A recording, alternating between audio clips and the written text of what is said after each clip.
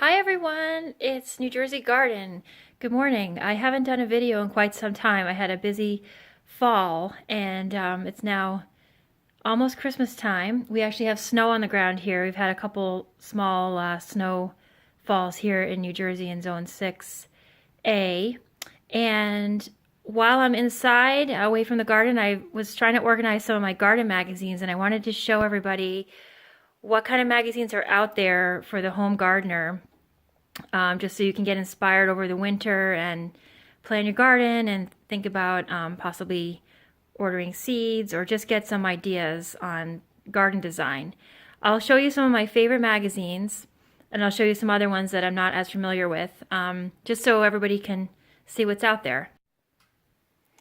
So I'm going to go through these magazines really quickly. For copyright reasons, I don't think I can really read any of the articles, but I can try to flip through the pictures really quick just to give you an idea of what the magazines look like. Country Gardens I enjoy because it just focuses on the everyday gardener throughout the United States. They have several articles about just home gardeners and what they're doing, and they will highlight sometimes like a flower farm or organic gardening methods. But for the most part, it's an overall sort of everyday gardener magazine.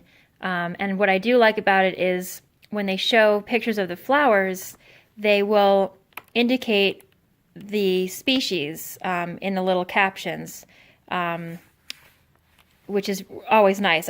When I see flowers I always like to see what the species is. So if I want to order the seeds in the future, or just to learn what it is, I enjoy that they provide that information. They also have a pretty good good photography, and I think it's one of the few magazines where I actually read the letter from the editor. The editor, I believe, is from the Midwest, and he travels around to the different gardens, and it's a good magazine for just general gardeners and to learn new flower species. It's very helpful.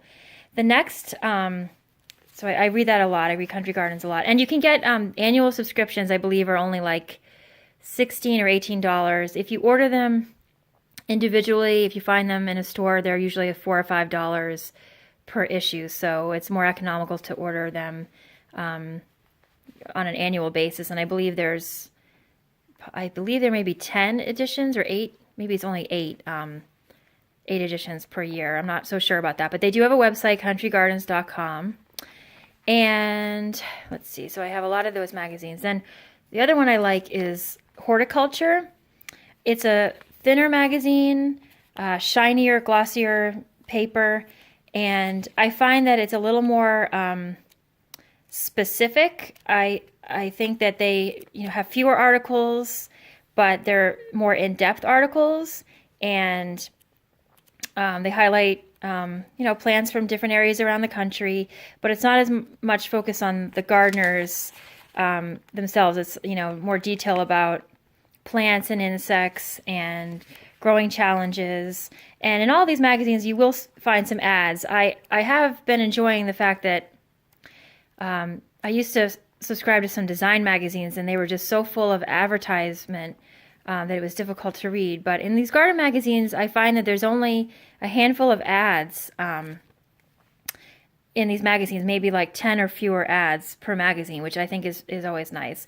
And so I like Horticulture because it's slightly more scientific and detailed than Country Gardens, and it's easy to carry around because it's a thinner, lighter magazine.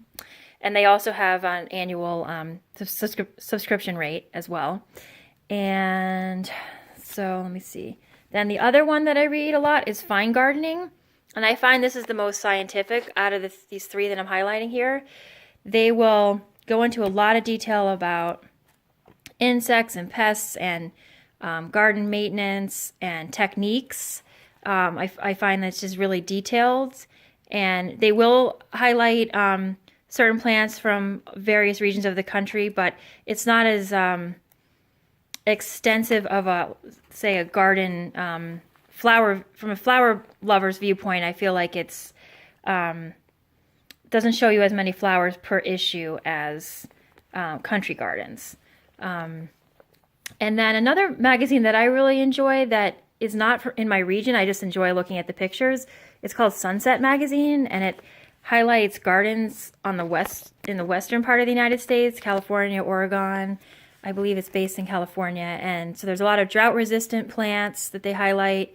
The articles are great. The photography is great. It's just a very pretty magazine. And that one's called Sunset. And then there's some other magazines that I find at the grocery store that I have purchased, but I just don't find them to be as well written or as helpful to me. I guess because I'm not a beginner anymore. I'm more of an intermediate gardener. But Gardening Made Easy by Better Homes and Gardens, I believe they come out with a few editions per year of this one. There's Garden Gate.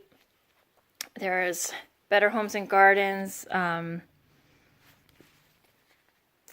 There's Country Almanac, Real Gardens. And then there's this Organic Gardening magazine, which is has a lot of food recipes, and it's more of a food-based magazine, but it's with a lot of ads, actually. But I just wanted to show everyone what's out there.